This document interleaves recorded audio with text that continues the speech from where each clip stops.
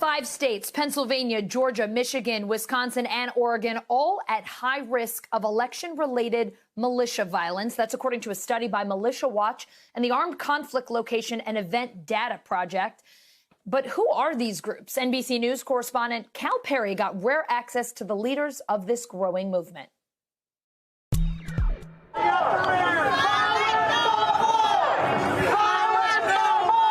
Self-described militias are becoming a regular sight on the streets of many American cities, often dressed head to toe in military fatigues, often with firearms strapped to their chest. We are security and we do uphold constitutional rights for people, whether that's, I tell people this a lot of the times, whether that's our constitutional rights or others.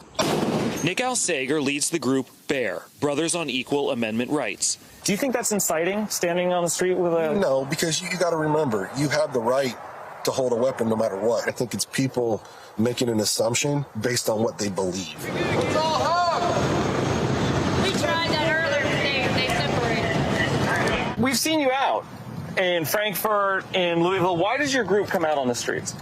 To make sure everything remains peaceful when they're out there protesting.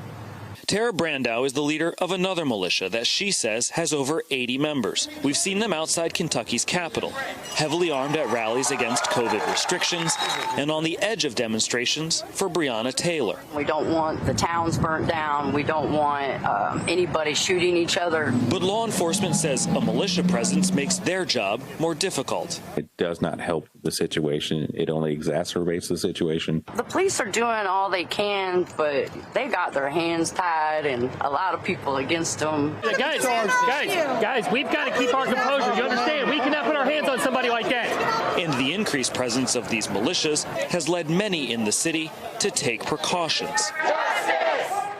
Now! We have the Revolutionary Black Panther Party who is doing our security.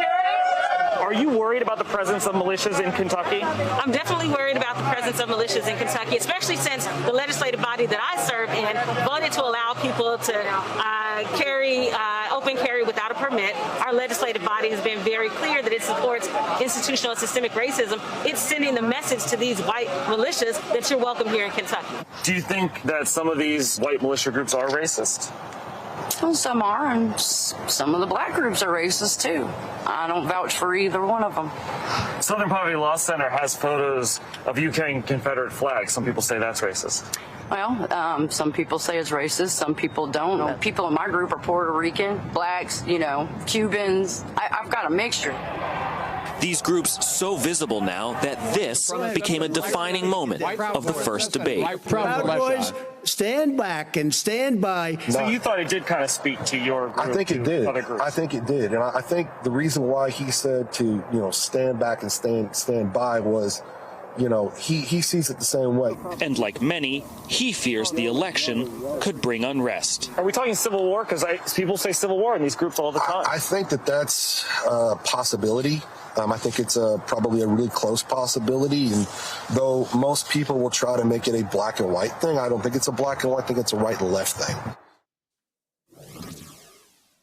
Cal Perry joins us now from Lansing, Michigan. Cal, do we have any sense of how many of these militias are out there and who specifically is joining them?